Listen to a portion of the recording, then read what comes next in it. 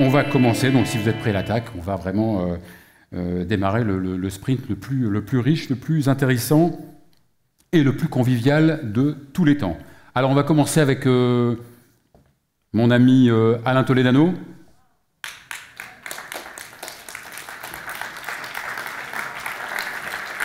Le plus grand oncologue de tous les temps. Assis-toi. Donc Alain Toledano, qui est évidemment oncologue, qui est président du conseil médical de l'Institut d'oncologie des Hauts-de-Seine et président de l'Institut Raphaël. J'accueille aussi Zaïda Juglar.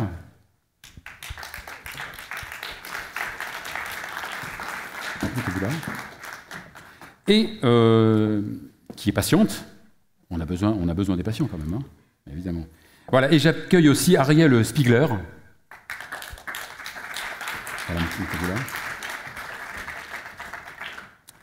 Voilà, donc on va parler donc du bonheur et de la santé. Alain, rebonjour. Bonjour. On peut, est-ce que c'est compatible le bonheur et le cancer? On commence par des sujets graves là. Hein. Alors le cancer symbolise effectivement la fragilité, mais le cancer c'est aussi une histoire de vie et de vitalité. Alors, quand on s'occupe du cancer, on s'occupe de la maladie, mais finalement aujourd'hui on a une problématique de santé globale. La santé, ce n'est pas uniquement l'absence de maladie, c'est considérer la santé émotionnelle, le bonheur, la santé sexuelle, la santé sociale, la santé psychologique. C'est pour ça que cette thématique nous intéressait. Ariel Spiegler, donc vous êêtes, je ne vous ai pas présenté, vous êtes agrégé de philosophie, c'est ça, vous êtes responsable donc de l'atelier à l'Institut Raphaël, et vous n'êtes pas n'importe quel agrégé en philosophie, vous êtes poète, et vous avez eu le fameux prix Apollinaire. Apollinaire Découverte, c'est ça? Parce que le prix Apollinaire, c'est le Goncourt chez les poètes. Et il y a un nouveau prix qui s'appelle le prix Apollinaire Découverte. Et Ariel Spiegler l'a obtenu. Donc bravo, félicitations. Alors vous travaillez donc à l'Institut Raphaël, vous travaillez donc en post-cancer, vous vous occupez donc des patients après le choc traumatique peut-être de l'annonce du cancer. Oui, tout à fait. On s'occupe effectivement de ce côté paramédical, qui est donc d'accueillir la personne dans son intégralité. Et la question du bonheur est pour nous absolument centrale, ce qui implique de réfléchir à ce que c'est que le bonheur. Et d'ordinaire, surtout dans la société dans laquelle on vit, on a tendance déjà à confondre le bonheur et le plaisir, ce qui sont deux concepts très différents. Et surtout, on définit de façon un peu naïve le bonheur comme un état de plénitude constant. Or, justement, le cancer déclenche une sorte de profondeur qui va nous amener à redéfinir le bonheur, non pas comme ce rêve un petit peu enfantin et mensonger, mais comme un état dans lequel peuvent être accueillis des épisodes qui sont plus douloureux, qui sont plus difficiles, mais qui ne vont pas briser pour autant la personne dans son aspiration au bonheur. Alors Zaïda Juglar, donc vous êtes patient, vous avez été, on peut le dire, vous avez concerné, vous avez eu un cancer du sein il y a à peu près 8 ans. Oui. Tout va bien? Tout va bien. D'accord. Et donc vous, depuis ce coup sur la tête quand même, Oui. ce coup sur la tête, est-ce que ça vous a fait changer d'optique de vie, de philosophie justement de vie, et vous consacrer au... Oui. Une fois qu'on a intégré, passé un certain cap, qu'on a suivi tous les traitements qui nous sont affligés, mais qui sont nécessaires, il y a un moment donné où on se pose des questions. Alors, il y en a qui se disent pourquoi ça m'est arrivé à moi, pourquoi, enfin, différentes questions. Moi, il y a eu un retentissement, je me suis dit, il doit y avoir quelque chose qui ne tourne pas bien en rond. Et l'annonce a été brutale, l'annonce? Ou alors, est-ce que le médecin qui est en face de vous a pris des précautions? Est-ce que vous l'avez su? Non, pas du tout. J'ai été diagnostiquée par ma gynécologue. Je suis allée voir un chirurgien qui m'a dit voilà, oui, c'est ça. Mais ça m'allait très bien. Moi, je préfère les choses directes et nettes. Ça me permet d'aller directement et nettement à ce que je veux. Bon, il y a façon et façon de dire toujours. Oui. Voilà. Oui, peut-être. Mais moi, c'était une méthode qui m'allait bien. Et donc, depuis, évidemment... Depuis, donc moi, je me suis un peu débrouillée toute seule parce que l'Institut Raphaël n'existait pas à l'époque. Donc, j'ai fait avec les moyens que j'avais. J'ai trouvé des solutions. Le sport m'a énormément aidée. Je pense que ça a été un peu mon sauveur à cette époque-là. Ensuite, j'ai connu l'Institut Raphaël. Enfin, je connaissais sa création par le médecin qui me suivait. Et là, mon médecin, au détour d'un rendez-vous annuel, me dit voilà, on fait l'ascension du Mont Rose, est-ce que vous voulez venir? Comme ça. Tout simplement. Tout simplement. Et vous aviez déjà fait donc des petites escalades? Jamais fait d'ascension. Enfin, je cours, en fait, voilà. Mais j'ai jamais fait d'ascension aussi haut et aussi loin en montagne. Vous vous êtes préparé quand même, j'imagine. Bien sûr. Ouais. Donc, c'est là où l'Institut intervient, c'est qu'il propose ce qu'ils appellent un parcours de soins à toutes les personnes qui ont été suivies. Dans ce parcours de soins, il y a énormément de choses. Et pour ce projet du Mont Rose, on a été coaché par un coach sportif, par des psychologues, par des nutritionnistes, par des art-thérapeutes, enfin, toute une équipe absolument enveloppante et qui vous emmène très loin. Très très loin, mais non seulement physiquement, mais aussi psychologiquement. Ce qui nous permet de... Enfin, c'est Alain qui avait une symbolique qui était assez jolie. Je trouvais que cette ascension... En fait, c'était l'ascension de la maladie à travers l'ascension du Mont Rose. Enfin, bon, je le dis pas aussi bien que lui, mais c'est un peu ça. C'est-à-dire savoir surmonter les difficultés. Alain, tu as accompagné tout le monde, bien sûr. Bon, il n'est pas venu. Hein, mais... Il n'est pas venu? Non, il n'est pas venu. Mais il était avec nous. Il était avec nous pendant toute l'ascension. Tu as suivi de près donc, cette ascension? Bien sûr, parce qu'en fait, tout le travail aujourd'hui, c'est la résilience. Comme le disait Cyrulnik, la capacité à rebondir, qui est médiée par le sens qu'on va donner aux choses, par les affects et par l'interaction avec l'environnement. Aujourd'hui, le cancer, 3 800 000 personnes ont eu un cancer. Les familles sont concernées. On sait qu'on va avoir beaucoup de ruptures psychosociales, de fragilité. Et notre système de soins, il est dessiné vers la technique. Donc, nombre des patients que vous voyez ici à l'écran, qui ont vécu une vraie vie ensemble et qui ont créé un lien important, se sentaient abandonnés, fragilisés. Et mobiliser les ressources de chacun, alors là, c'est une expérience extraordinaire, il y en a bien d'autres. C'est vrai que ça favorise un regain de vitalité. Et dans le bonheur, il y a aussi le fait de pouvoir être soi-même, de pouvoir avoir des perspectives. Ariel, vous faites de la bibliothérapie. Je ne suis pas que plus 18, mais je ne savais pas que ça existait. Oui, dites-moi. C'est Alain Toledano qui a inventé ce mot. Ça ne m'étonne pas. Mais c'est un atelier de lecture dans lequel on aborde des textes d'une façon thérapeutique et aussi on essaye de reconstruire un rapport au langage qui est souvent très fragilisé après des épreuves comme ça. Mais je voudrais revenir sur ce que disait Alain Toledano, sur le bonheur et la personne, puisque je crois qu'il y a quelque chose qui est au centre de l'Institut Raphaël et qui est vraiment le concept de personne qui est travaillé de façon assez serrée et par plusieurs disciplines.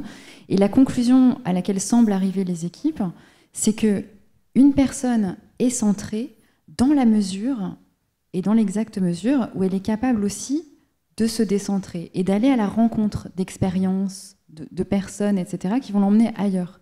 Et donc, l'idée, c'est qu'on est au plus près de soi quand on va au plus loin de soi, en réalité. Et c'est cette double dynamique qui essaye d'encadrer l'Institut Raphaël.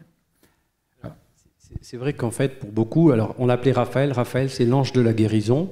Ce qu'on propose aujourd'hui, c'est de co-construire avec chaque patient des parcours d'accompagnement coordonnés vers les émotions, l'activité physique, la nutrition et le bien-être. Le projet, c'est de passer d'une médecine centrée sur la maladie à une médecine centrée sur l'individu et son projet de vie. Donc d'une médecine prescriptive à une médecine intégrative. C'est important que ce soit DocaPost qui porte aujourd'hui ce symposium, parce qu'il va falloir un vecteur en santé numérique, déjà pour administrer ces relations du quotidien entre les soignants et les soignés, entre les soignants entre eux. Et si on veut donner du temps, et le temps c'est la qualité, du temps à chaque patient, il va falloir déléguer les tâches répétitives à toute cette industrie du numérique qui est en train de faire irruption, et heureusement. Donc on va réhumaniser la médecine parce qu'on a introduit le numérique en santé. Ensuite, on va arriver à avoir des données à grande échelle avec ces systèmes d'information intelligents. Et ces données à grande échelle, elles vont nous permettre de regarder différemment les relations et les corrélations et de travailler une médecine scientifique différemment. Ce qui fait qu'avant, moi, je m'occupais d'un cancer uniquement. Aujourd'hui, il faut qu'on s'occupe d'un patient, c'est multiparamétrique. Donc c'est toute une équipe, et là, peut-être qu'intervient la e-santé finalement. La e-santé, avec tous ces systèmes d'information, de communication... D'interconnexion entre tous les acteurs. Interconnexion, exactement. On va recueillir des données. Aujourd'hui, on offre à l'Institut Raphaël les parcours d'accompagnement coordonnés. Alors bien sûr, on a une contrainte capacitaire, il y a plus de demandes que d'offres, mais on évalue les parcours. Donc en 11 mois, pour 1200 patients, on a offert 7200 soins évalués. Et si on arrive à montrer qu'en s'occupant de façon globale de chaque individu, on aura de meilleurs résultats grâce à ce système de collection et d'exploitation des données, mais de meilleurs résultats que si on s'occupait uniquement que de sa maladie, alors la e-santé, elle nous aura fait transformer la santé. Zaïda Juglar, donc vous êtes patiente. Est-ce que vous avez été justement, est-ce que vous avez utilisé depuis votre pathologie, depuis le début de votre pathologie, la e-santé? Est-ce que vous allez sur des applications? Est-ce que sur des applications, pas du tout. Je suis restée très Institut Raphaël et pour l'instant, j'essaie de scruter un peu tout ce qui est proposé. À l'intérieur de l'Institut, on est en train de créer une communauté de patients où on va essayer de soutenir et de démontrer aux patients qu'il faut absolument qu'ils soient eux au cœur. Donc vous avez une nouvelle fonction, c'est aller vers les patients. Une nouvelle fonction, vous allez vers les patients. C'est du bénévolat et tout simplement. C'est juste prouver qu'il ne faut recentrer le malade, non pas comme à travers sa maladie, mais à travers lui-même, quoi. Pour réinstaurer cette démocratie sanitaire qu'on appelle de nos voeux, il faut remettre le patient au centre. L'administration de la communauté patient, c'est avec un outil de santé numérique qu'on est en train de construire et qui nous permet de lier nos actions médicales et de prévention avec cette communauté de patients. Est-ce qu'on pourra se diriger, dans ton institut, est-ce qu'on pourra se diriger vers la téléconsultation, vers d'autres services? Il est évident que parfois on a besoin d'une présence physique, d'un contact et de toucher. Et là, comme tout le monde le sait, la consultation va être importante puisqu'il va y avoir du non-dit et des choses qui se dégagent. Mais on a plein de problèmes techniques qui peuvent se gérer à distance avec cette téléconsultation. Le numérique aujourd'hui, c'est compatible avec une approche de la santé innovante et intelligente. Ce n'est pas forcément une dépersonnalisation. Ariel Espliger, vous avez un retour des patients sur votre approche philosophique? Oui, je crois que les patients qui vivent le cancer se retrouvent très souvent dans un état de sidération. Et il est vraiment très important dans ce moment-là d'avoir le droit de penser à ce qui est en train d'arriver. Puisque penser, c'est la possibilité de traverser ce qui se présente. Donc c'est vital de penser. D'abord, je remercie Ariel et tous les soignants, parce qu'il y a 80 soignants de 60 disciplines, la musicothérapie, l'ayurveda, l'art-thérapie, etc. Il est important aujourd'hui de consacrer l'accueil, le non-abandon, l'hospitalité. Aujourd'hui, avoir une vision de la santé globale, comme on peut l'avoir avec nos partenaires comme DocaPost, qui, bien qu'ils fassent la promotion de la santé numérique, et c'est important pour nous, ont une vision de la santé globale. Il ne faut pas que la médecine capture la santé. Elle fait partie d'une chaîne qui la dépasse. Et c'est pour cela qu'avoir une vision intégrée d'une santé numérique qui arrive à aider le patient au centre, et pas forcément du développement pour du développement. Et je pense que de façon vertueuse, on arrivera à installer de nouvelles modalités de prise en charge et des parcours de soins intelligents. Alors, on n'a pas le temps de passer là la vidéo. Justement, présente-nous un peu plus combien de patients vous traitez à l'Institut Raphaël? Le plus important aujourd'hui, c'est de dire, vous savez, on gaspille beaucoup dans notre système de santé. Le numérique va nous aider à faire des économies et tout le monde le sait ici. Par exemple, on prescrit beaucoup de médicaments et on jette une boîte sur deux. C'est 7 milliards d'euros par an. Ce qu'on pense, nous, sur le plan médico-économique, si on injectait avec le numérique l'économie dans la qualité, on pourrait transformer notre système. Parce qu'un système en France qui est quand même assez rigide, mais qui coûte quand même 250 milliards d'euros, ce système de santé, il pourrait être beaucoup plus efficient. Donc on a besoin que toute l'industrie vienne repenser la santé et qu'on ne délègue pas cela aux hôpitaux et aux process actuels.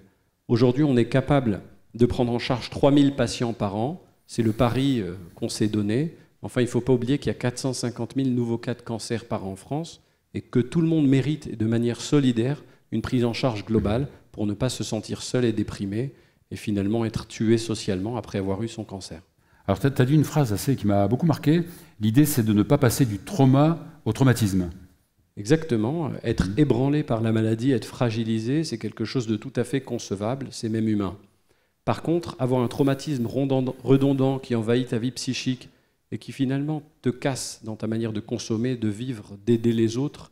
Donc il y a plein de gens qui sont morts socialement parce qu'on ne s'est pas occupé d'eux.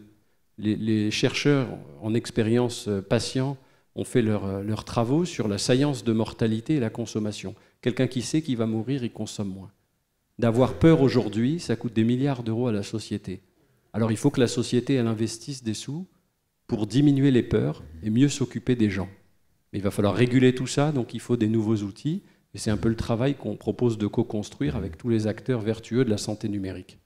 Zaïda Juglar, donc... C'est ce que propose l'Institut Raphaël, d'ailleurs.